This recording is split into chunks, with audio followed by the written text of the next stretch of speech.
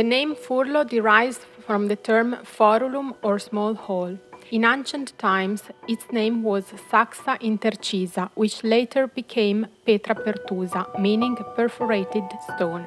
The Furlo Gorge, a natural reserve covering over 3,600 hectares and 5 municipalities: Fossombrone, Fermignano, Acqualagna, Cagli, Urbino.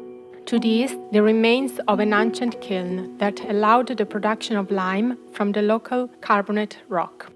To the south, Monte Paganuccio, to the north, Monte Pietralata, and between the two lies the narrow gorge, which is a result of tectonic movements and intense erosion by the Candigliano River, whose once impetuous waters have now been calmed by a dam. The dam is 59 meters high with a crowning point of 50 meters. It is a gravity arch concrete dam, among the most famous and spectacular in central Italy. Il Tuffo by Antonio Sorace, emblem of the land art that has inhabited the reserve for 10 years, lies at the center of the crowning point. Construction of the dam began in 1919 and was completed in 1922, allowing the formation of a picturesque lake.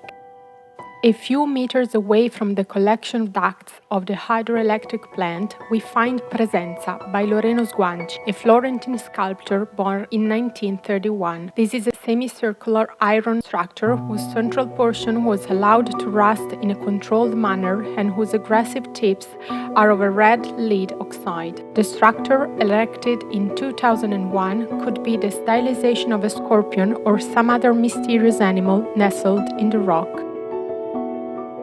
Next to it, the Chiavicotto, a drainage channel from the Roman era. Close to the rocky walls, the waters of the re-spring gave life to a waterfall which, besides making the passage difficult, compromised the stability of the road itself. So the Romans decided to build a channel under the roadway into which the water could flow. 7 meters long and 1.70 meters wide, the Chiavicotto is made of stone with a barrel wall. The upper part is the result of a modern makeover. The original structure is instead visible in the lower part and in the stepped hemicycle that provides greater support to the wall. Today, the Chiavicotto rarely plays its role, usually only after intense rainfall. Continuing along Via Flaminia, we find the church of Santa Maria delle Grazie, better known as the Church of the Madonna del Furlo. The landscape of the gorge has been characterized by this church for centuries, and its presence is a constant element in the depictions of the gallery, starting from the well-known drawing by Mingucci of 1626.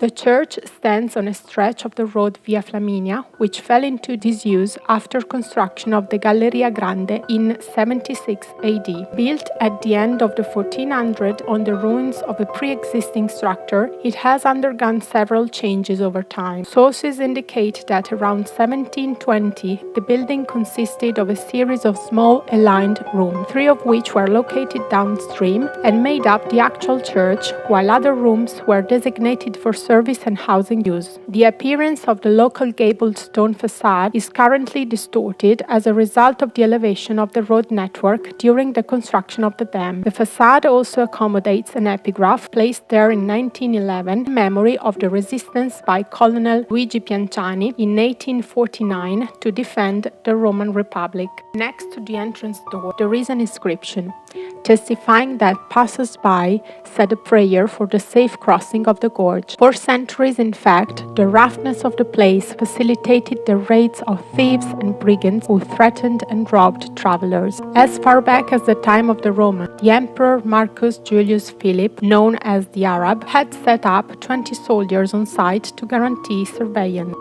The brigandage was eliminated only after 1860 with the unification of Italy.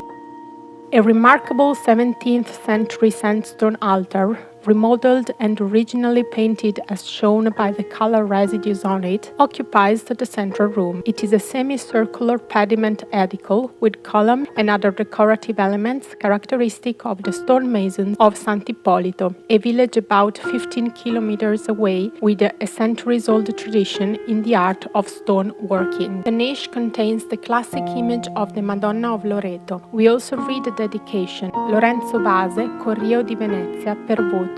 The horse-drawn character depicted in the plinth-framed niche also refers to the postal courier activity. Even the statue of St. Charles Borromeo, placed in a niche in the room to the right of the entrance, is probably the work of the hand of the stonemasons of Sant'Ippolito. In the room on the left, there is a stone and fake marble altar with a reproduction of an image of Saint Ubaldo, as the original canvas was unfortunately stolen. The big tunnel was commissioned by Emperor Vespasian and completed in 76 AD to ensure stable viability along Via Flaminia. In fact, the very important communication route that connected Rome to Rimini in this part of the gorge was not always viable due to the frequent landslides. The Vespasian tunnel is about 38 meters long and has a variable width of over 5 meters. It was created by simultaneously working on the two fronts, mostly in the tunnel and for a stretch of 15 meters in the trenches, in curves and downhill. For nearly 2,000 years, the monumental structure satisfied every need for transit of the gorge. Traffic was then conveyed mainly through a modern tunnel built in the 1980s within Monte Mietralata. The aspect that the eastern entrance has today has been modified in line with the work on construction of the dam. The road surface has been raised and the width increased with the use of small explosive charges. The western entrance instead owes its current appearance to the beginning of the 20th century,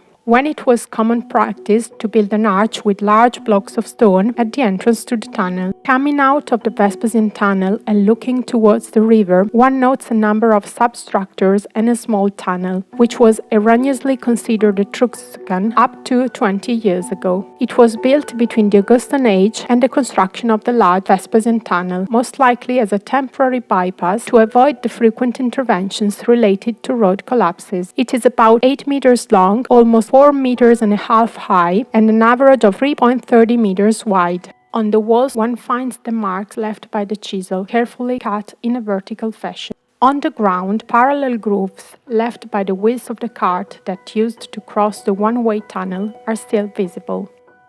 Via Flaminia ran under the sky of the Furlo until construction of the small tunnel that fell into disuse from 76 AD with construction of the big one. The reserve holds all other stories and legends. Continue the walk and be amazed.